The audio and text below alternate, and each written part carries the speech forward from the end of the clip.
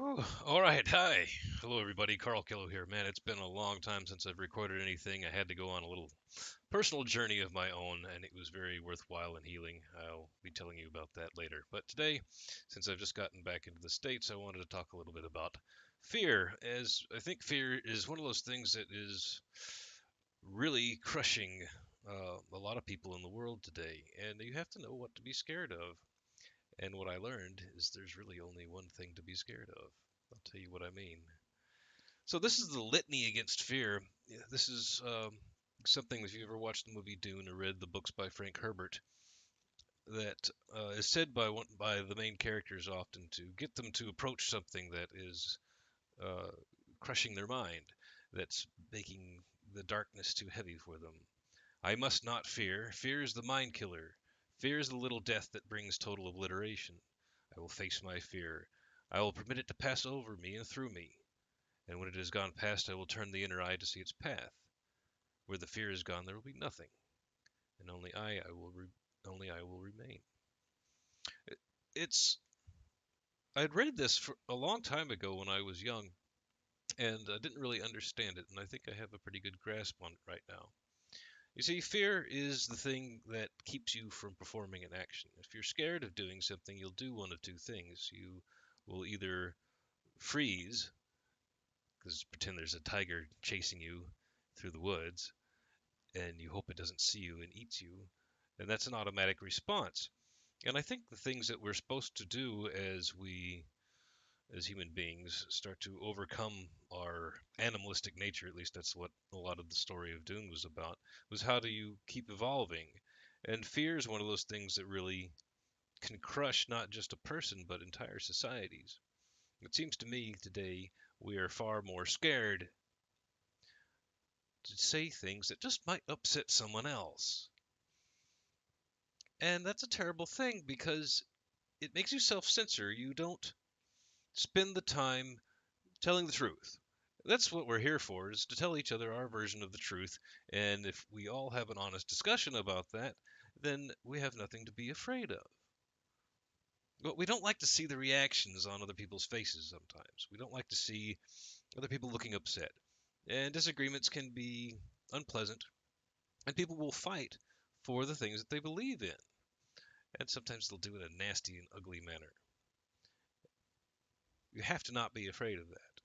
You have to realize that if someone responds to you that way when you say what you truly mean, and especially if it's something that you've investigated and have experienced for yourself and you're sharing that experience with someone else, then share it. This is your chance to repent. In all honesty, you get a chance to say something that you did that maybe you're not so proud of. When I approach a new person, I often like to put on a friendly smile and then tell them something horrible I did. And then I see what they do. And if they start to get all judgy on me or kind of laugh it off or say, "Oh my God, I can't believe you're saying things like that," then, well, maybe I don't have a whole lot to do with that person until the next time I give them another chance. But that's not usually what happens. What usually happens is the other person who I've just met, who I'm really trying to be open to and show that I'm a vulnerable person, and then they learn that they can be a vulnerable person too.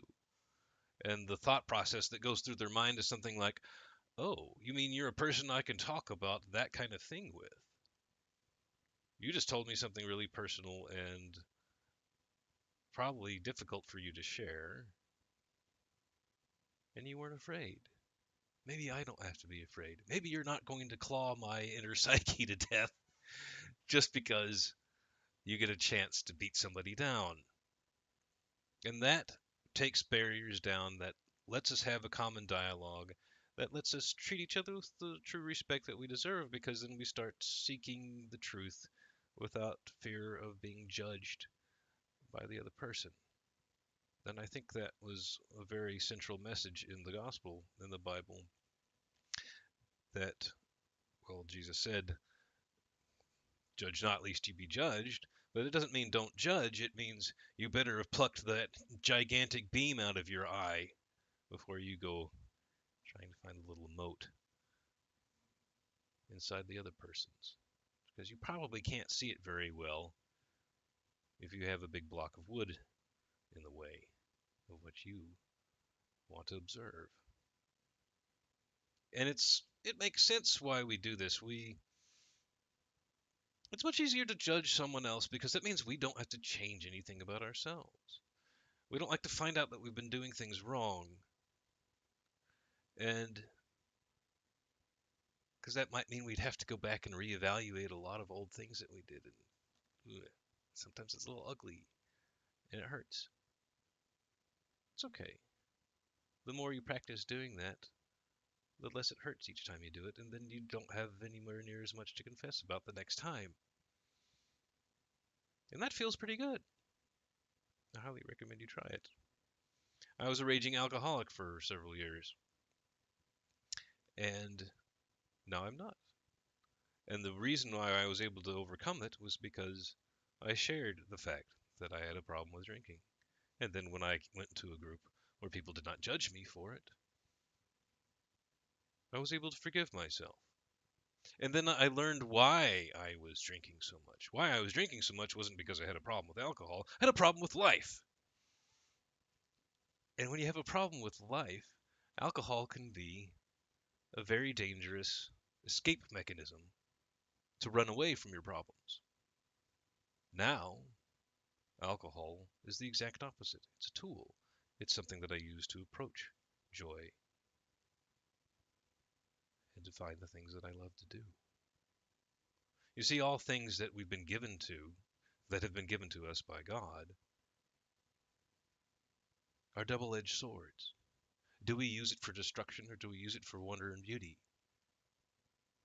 And even this big giant sandworm that I'm showing you here from Frank's novels, well, I like to think about it this way, and I am in great debt to the person that made this little tasty dessert. Oh, not so scary now, is it? Go share something about yourself. You know, turn the big giant sandworms into dessert. I mean, literally, that's the spice of life. Take care, guys.